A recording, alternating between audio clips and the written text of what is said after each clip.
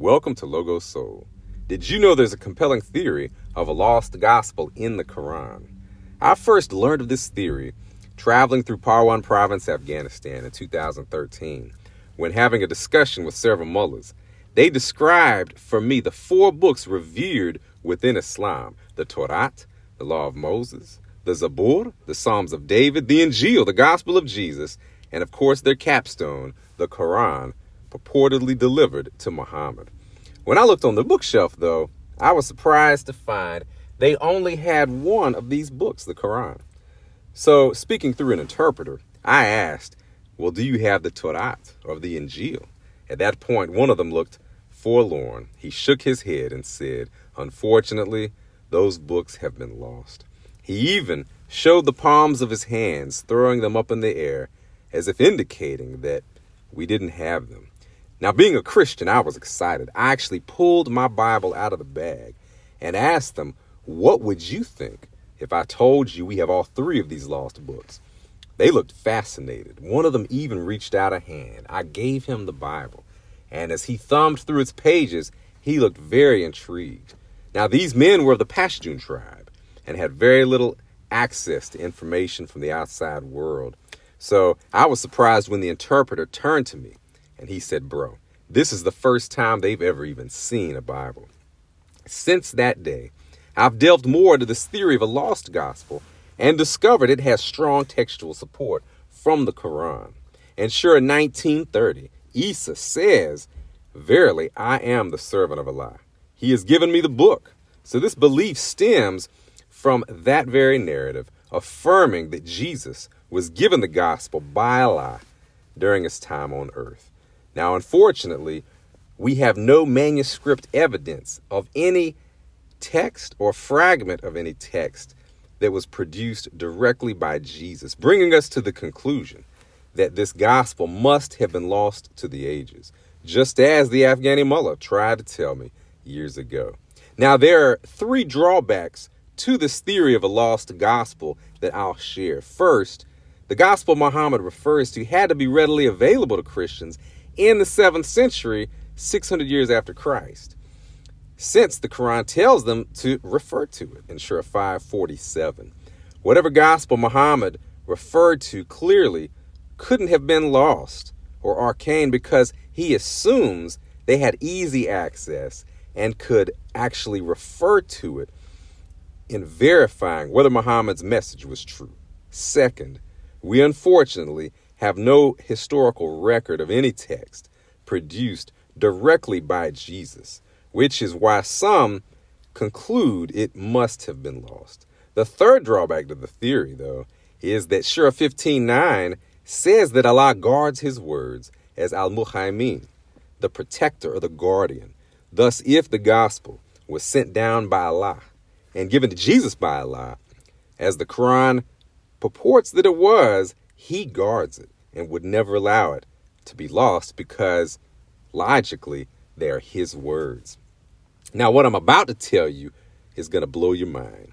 The Quran's gospel actually seems to fit the 1st century gospels of Matthew, Mark, Luke, and John, which were embraced by the church and were very much readily available in the 7th century for Christians to refer to, because there are many reflections of these gospels that are clearly seen in the Quran. Now, I'm going to share with you 4 reflections of these 1st century gospels that you can actually verify for yourself if you have a copy of the Quran and can go read these verses I'm about to cite. First, Matthew, Mark, Luke, and John are the only gospels written within a century of Christ that fulfill prophecy, as Surah 5:46 claims that they did. They are brimming with quotations from the Old Testament, the Torah, the Zabur, and the Nabaim, which are the prophets, all of which reveal Jesus to be the promised Messiah who was foretold centuries prior to his birth throughout the Old Testament era. Second, Surah 3:45 vividly portrays the Annunciation. This is when the angel Gabriel appeared to Mary, declaring she would give birth miraculously to the Messiah and call his name Jesus.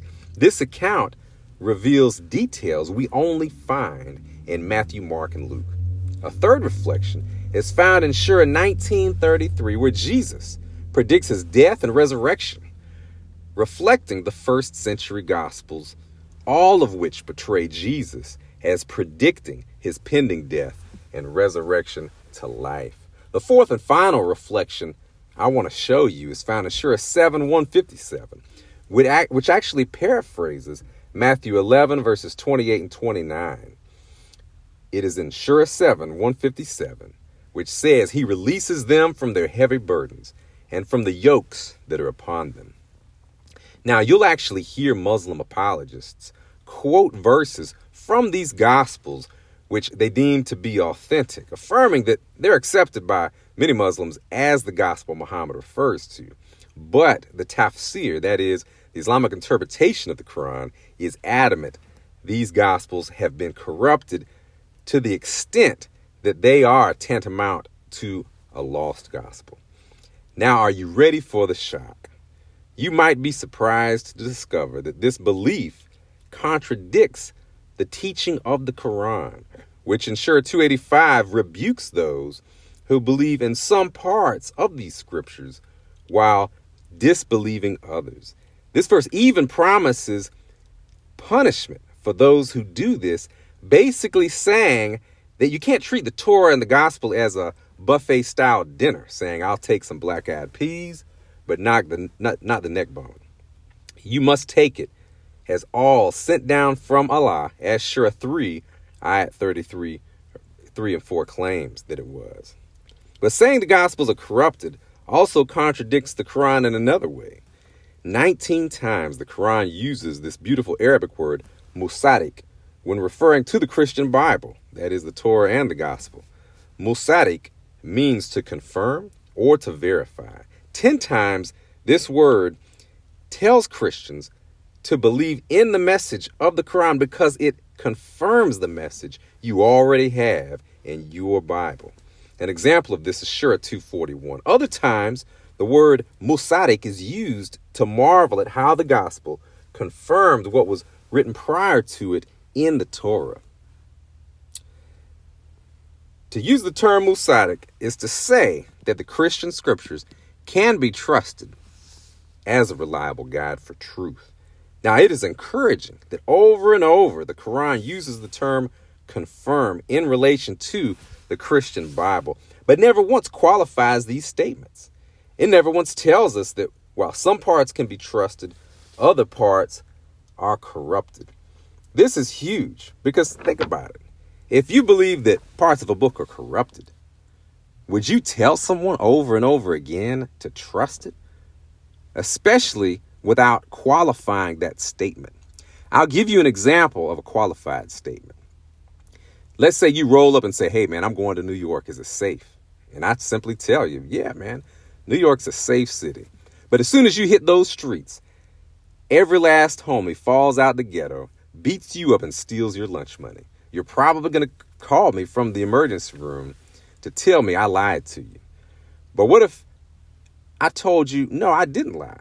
New York's safe as long as you hire armed bodyguards. Now, if you heard that qualified statement, man, what would you even respond with? You're probably going to wish that I have given you this qualified statement before by saying New York is safe if you hire the equalizer to be your bodyguard. Yet isn't it telling that the Quran never gives us any qualified statement in relation to the Torah or the gospel? It actually does the opposite, saying that if you accept some parts and reject other parts, you're worthy of disgrace in the present life and on the day of judgment, punishment. Thus, for any Muslim scholar to do exactly that in rejecting parts of the Torah and the gospel is to contradict their own book. Now, I'm about to blow your mind again, because not only does the Quran claim the gospel was sent down by Allah and given to Jesus by Allah, making it the words of Allah, but the Quran even claims no one can change his words in Surah 6:115. It claims that Allah is Al-Muhaimin, the guardian who guards his words, not allowing it to be lost or corrupted. Now that leads to a big question. If the Quran affirms these scriptures, why do Muslims today oftentimes attack the Torah and the gospel? Well, it appears that in spite of the fact that Muhammad was illiterate and not able to read these ancient texts for himself, according to Surah 29:48, he genuinely believed they confirmed his message. We even learn that Allah told Muhammad that if he had any doubts, he could simply go to the Jews and Christians who are reading these scriptures, which would confirm his message in Surah 10:94, again telling us that they were reliable guides. So Muhammad believed that if he could read these texts, they would point to him. But when his followers got around to reading them for themselves years later, they must have been shocked to discover that the Quran contradicts both the Torah and the gospel. This put them in a precarious position. On the one hand, they felt they had no choice but to attack the Torah and gospel if they were to remain loyal to the Quran. But in attacking the Torah and the gospel, they were undermining the Quran, which affirms both the Torah and the gospel. This brings us back to the theory of a lost gospel, which would at least partly solve this dilemma. Because after all, you can't verify what a lost gospel says. However, if it was lost, how could Allah tell Muhammad to go to those who had it in verifying his message? Clearly contradictory. Now, there is one thing the Quran and the first century Gospels clearly agree on, which is fascinating. Both declare Jesus to be the Messiah. In Surah 3:45, Jesus is called just that. Now, the word Messiah comes from the Hebrew phrase Yeshua HaMashiach. Now, Mashiach means anointed one. This word was used in Psalms 2, verses 2-7, which was written over 1,000 years before Christ, and it prophesied that this anointed one, the Messiah, would be born as the only begotten Son of God. The first century Gospels all declare Jesus to be this promised Messiah who was born of the Virgin Mary, who died on the cross, was buried, and was raised from the dead on the third day. Now that leads us to an important question. Why do all four of the Gospels affirm that this Messiah came to willingly die on the cross? Well, the scriptures say in Romans 3:23 and 6:23 that we've all sinned and deserve to die. We cannot save ourselves no matter how hard we try. So Jesus, he didn't just come to die.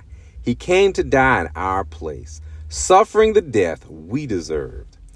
Imagine that in the court of God's law, I was guilty, given a death sentence, and sat on death row. But when I walked the mile to my execution and lifted my eyes to see that electric chair, there was Jesus already sitting there when I had no alibi and deserved to die. Jesus' life was given, thank God, so that I could be forgiven. Romans 5:8 says that God commended his love towards us, and that while we were yet sinners, Christ died for us. Now, what if you're asking, how can I receive this forgiveness? How can I have the hope that the same power which raised Jesus from the dead will raise me from the dead spiritually to experience this new birth? Well, God tells you how you can have this hope in Romans 10:9. It says, if you confess with your mouth that Jesus is Lord and believe in your heart that God has raised him from the dead, you will be saved. After hearing all this, you have a choice. You can hold on to the lie till you die, as many do, or you can confess your sin and open your heart for Jesus to come in. My prayer for you is that if you have the courage to read the Injil, to read the gospel as the Quran encourages you to do, that God himself will open your heart and open your eyes to his truth and that you will be radically transformed. Now, until next time, may the Lord bless you and keep you. May he make his face to shine down upon you. May the Lord lift up the light of his countenance upon you. May the Lord be gracious unto you and give you his peace as he leads you to his Son, who is the Prince of Peace. Amen.